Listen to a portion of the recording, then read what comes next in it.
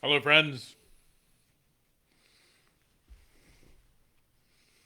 Hello, friends. Good morning to you. How are you today? So glad you're here, part of this journey. Good morning, everyone. Hello, hello. Hey, Linda. Good morning to you. It's like we just saw each other. Well, 'cause we did. Good morning, everyone. How are you?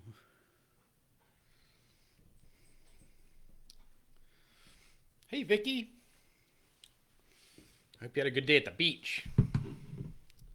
How is everybody? Good morning, John. Hey, Jane. Hope you're well.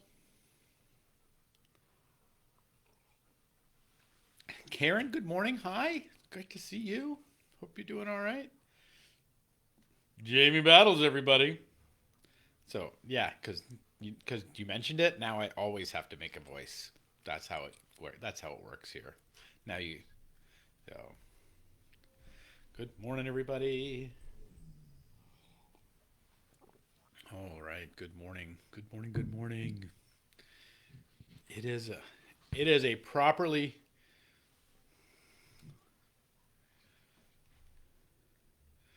Oh no, not the car. Oh, I'm so sorry. Oh goodness.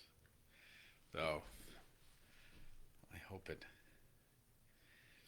I hope you can get some resolution soon. Oh goodness, what a.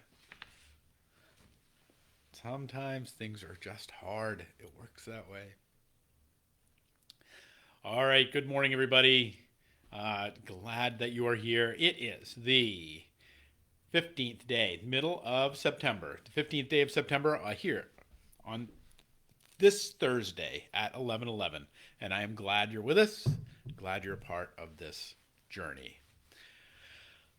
So there are these guys who decide they're going to go ice fishing. It's a big thing up in Maine. Do you get to go ice fishing? So you go out and so you go out. You drill. They drill a hole in the ice, and they decide that and they're fishing away, and all of a sudden this voice comes to them that says, "There are no fish here." And they start looking around, and they're trying to wonder where the voice is coming from. And the two guys, they're looking at they kind of wonder, but they keep, keep going, and they get their hole in the ice and they're fishing away, and now all of a sudden the voice goes again, just loud and clear. There are no fish here. And they get really quiet. They say, God, is that you? And all of a sudden the voice comes again and says, no, this is the skating rink manager. There are no fish here. All right, that's as good as you get for a Thursday. That some of you may have heard that before, but there's this. There, I think there is, and there is this. There is. I think I love that little joke because of the fact that it. I think it boundaries us between the ideas of hope and doubt. Sometimes doubt is really important. Sometimes we should doubt if we have our hole in the ice and we're trying to fish and we're catching nothing, and the voices come to us that say we're catching nothing. Sometimes our faith can be misplaced in things, and not that we have our faith in Christ is misplaced or our faith in God is misplaced, but sometimes our understanding around these things cannot be helpful. We are all born magical thinkers in some ways. For little kids we're born magical thinkers. And yet there is this the second boundary of that is hope. This notion that there's fish to catch, right? There's things before us to harvest, and that just one more time to put down the net, just one more time to put down the hook, and this will be the moment of our catch. And so there's these balances, and sometimes our doubt is as integral as our hope. Peter writes his first letter, the first called the first epistle of Peter. The very creative titling, but so in this letter is designed to be not just for the church in Jerusalem, but for the whole church, for the diaspora, all the people that have they've gone all over the world, that have gone over the place, the whole church all over the world at about 60 A.D., who are being persecuted and who are being beaten and jailed and put and punished for speaking of God. That's what they're being.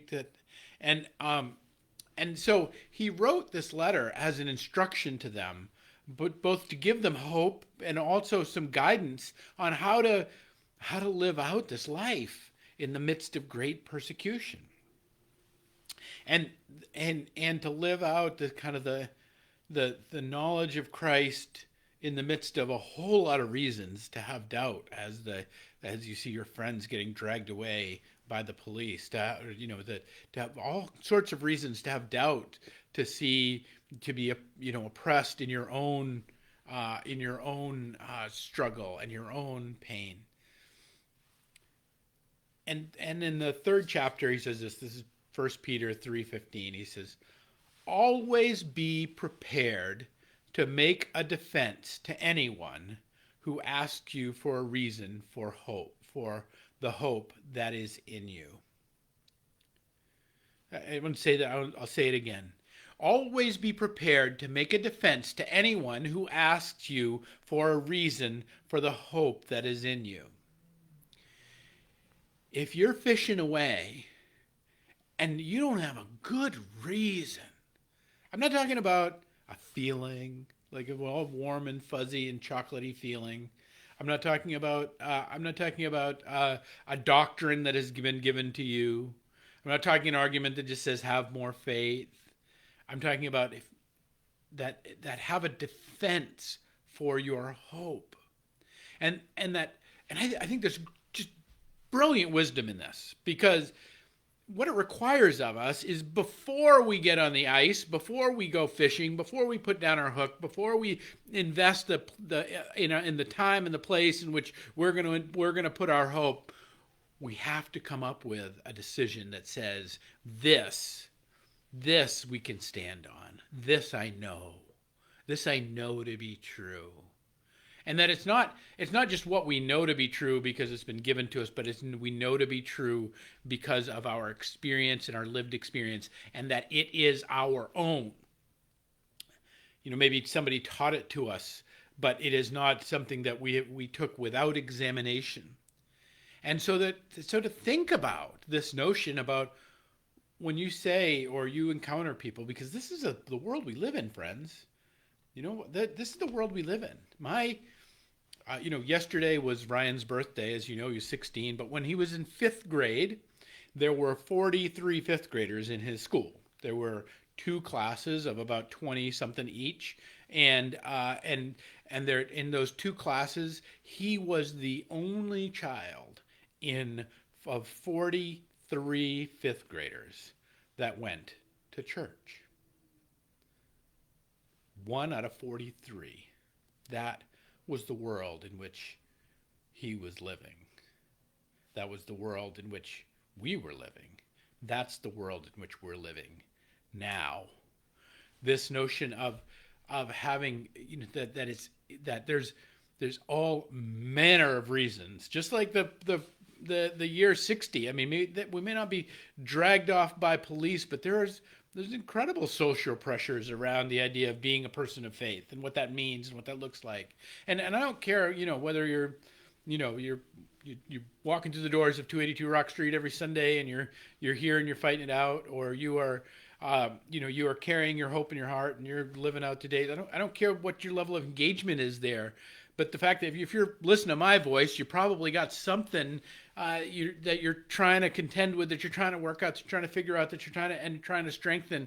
And in that, I can't encourage you enough that in these days to take Peter's advice. Peter knew about oppression. He had been beaten. He had been persecuted.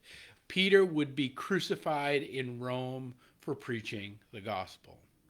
He would be crucified in Rome.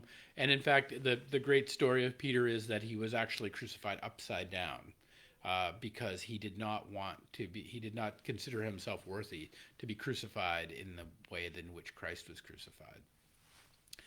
I don't know if that story is true, but it is a part of the apocryphal understanding.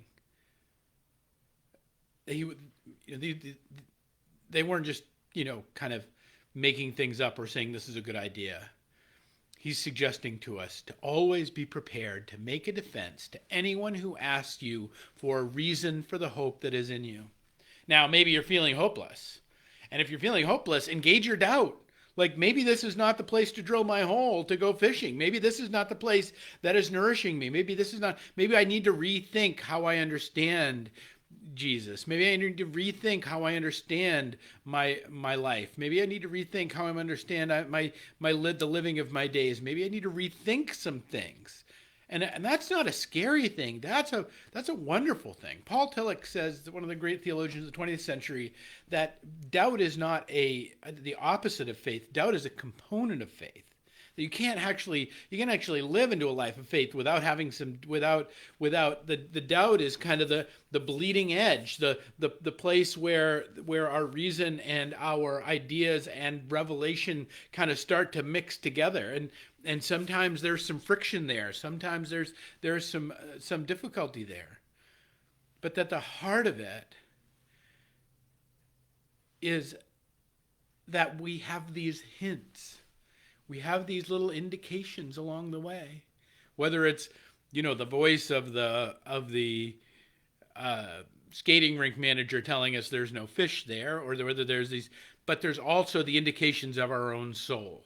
And this is what I mean when we talk about being prepared in a defense. I'm not talking about a logical, dogmatic argument. I'm talking about what has the experience and the living of your days told you about how this life is and about how this life with God is in the walking and the living it out. How in moments of difficulty, in moments of endurance, there has been provision. In moments of love and grace, there have been your soul aflame. That those are the points of true hope. Those are the points of true life and life in abundance. C.S. Lewis says it this way. He says, all the things that have ever deeply possessed your soul have been but hints of it. Tantalizing glimpses, promises never quite fulfilled, echoes that died away just as they caught your ear. But it should really become manifest. If there ever came an echo that did not die away, but swelled into the sound itself, you would know it. Beyond all possibility of doubt, you would say, here at last is the thing I was made for. Friends, the thing you were made for, the way in which you were made to be a beautiful child of God, made in the image of God, bringing forth the love and grace and wisdom and power of the kingdom, is in the making sense of things. Not just and that's not a rational process, not just like, okay, a squared plus b squared equals c squared. That's not just a rational mathematic process, but making sense of things. That you have a hope in you, that when you stand on it, you know why you stand. And maybe you know only because you have heard that faint echo, only because there's been this tantalizing idea that, there's more here in this living than I can manage to eke out. There is a tiny thread of silver and gold in the mine, but I know that that just beyond the wall, I know just beyond the veil, there is a mother lode of love and grace and homecoming of who and what we are.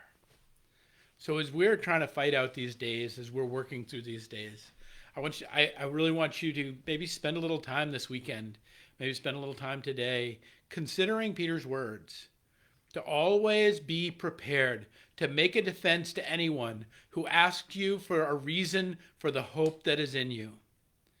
For the hope of Jesus Christ, for the hope of your life to be better than it is, for the hope of no matter the adversity that faces you, it will be overcome. No matter the adversity that faces you, maybe it's not that much of an adversity. Maybe the obstacle is the way, as the Stoics have to say. However you're coming to understand that, but to know that your hope, to know your hope, to define your hope, and that whatever doubt there is, contend with it, work with it. Hear the voice of the Master, because the voice of the Master will speak to you when we step into our places of doubt. God will tell us if there is no fish here. God will tell us if there is no place for us to be nourished in a particular way of living, or a particular thought, or a particular faith. But that's never an abandonment. It's always an invitation to come closer to the table. It's always an invitation to turn our faces not away from the sun, but toward it. An invitation to be and to step into the true knowledge of who and what we were made for, that we all might one day say, as Lewis says, "Here at last is the thing I was made for." All right, friends, that's my hope for you this Thursday. We will be worshiping on Sunday at 10 o'clock. It is a great Sunday. It's kind of our welcome back Sunday. So I hope you can be with us. We'll have breakfast afterwards. Immediately following service, we're going to go downstairs. We've got a great breakfast being catered, delicious. The sausages are my favorite, by the way. But we've got a great breakfast later on. We're going to have a little informational about Sunday school and anybody who might be interested in Sunday school, having their kids in Sunday school over the next year. If you're interested in singing, at 8:30, the choir is going to gather in the choir loft, and that to begin the journey of raising their voices. We have some surprises around that. We have a new voice that's coming to join us. There's all manner of good things. We have baptism, like babies. Who doesn't like babies? With all manner of good things that are going to happen on Sunday morning at 10 o'clock. And we invite you to join us, whether here on Facebook Live, or better yet, on our website if you're at a distance. Much better video and audio quality and all of that. But either way, but the true measure and the true experience is right here at 282 Rock Street, 10 o'clock Sunday morning. Join us and be a part of the hope that surpasses all other hopes, of the joy that surpasses all other joys, of the indications and the tantalizing glimpses of the kingdom to come. All right, friends, peace and grace to you, and we'll pick it up next week with another 11:11.